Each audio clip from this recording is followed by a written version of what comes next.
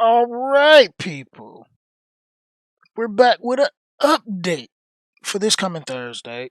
I don't generally cover the updates, not like how I was in the past, just because IRL. And when IRL happens, you don't have time for anything else. And I'm going to keep stressing that because I know most of y'all don't care. But let's get into this update because there's a lot of stuff to go over. And I'm going to try to skim through this real quickly to be simple. We are getting a new hero, the Fire Johan. It's funny how it translate to John here.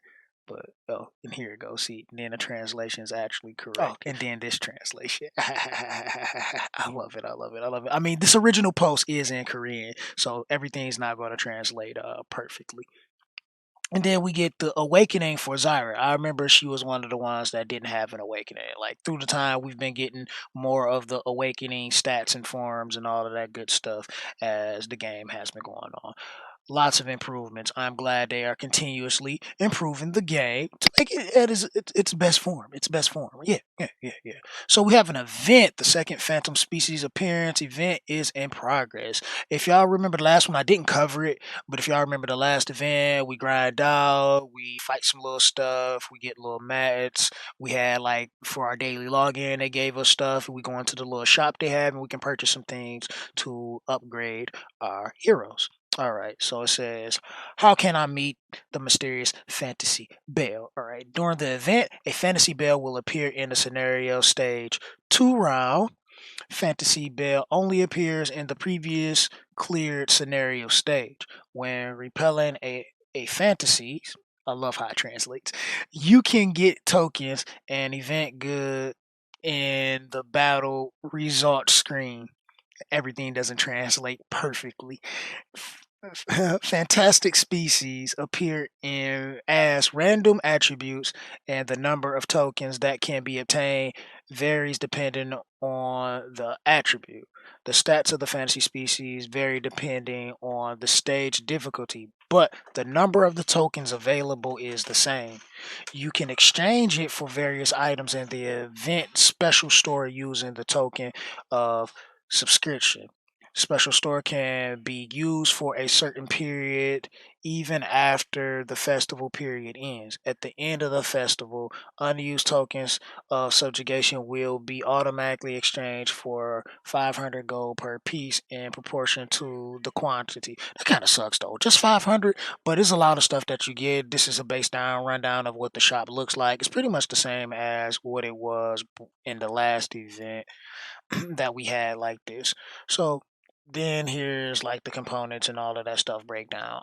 Is there anybody out there that can translate stuff? Because I wanted to actually talk about the Fire Johan, his stats, and the breakdown for that, but it was just like, well, for his skills and everything. But I can't read Korean, and I don't know of anyone that could translate for me. If that would be great. If you could do that, please join us on Discord. Link to that in the description box below, as well as the pinned comment below. Hall of Treasure, Hall of Experience boss change. So they're giving us two new bosses for this. I don't think there's anything else that changed other than the boss itself. So that's that. The hero balance improvement.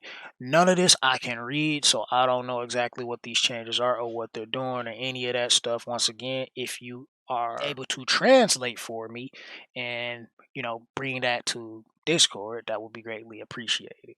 System and convenience improvements. I love this stuff. The quality of life stuff. This is the stuff that we play these games for. It's the quality of life improvements. So basically they're giving us a synthesis type of thing. If you're not familiar with synthesizing in games, it's just taking one material and making it a better material. It'd be nice if all these gotcha games had it where even though I can take the 1-star material, make a 2-star, 2-star to make a 3-star, could I dismantle and make the 3 a 2, the 2 a 1? That'd be great. That'd be great to have in these kind of games. Not saying specifically this game needs it right away, but just saying since they are putting in the synthesizing where you can take so many of them to make one of the next one, this is a great improvement to have for us. It's an equipment sale by grade, a function to sell multiple equipment selected. Thank you. I happen to go in and click all one by one each one, and then I misclick off the side of the screen, and then it X's it out, and I have to go back in because a lot of times I just let that equipment sit there. Like I'll just be grinding for days on end.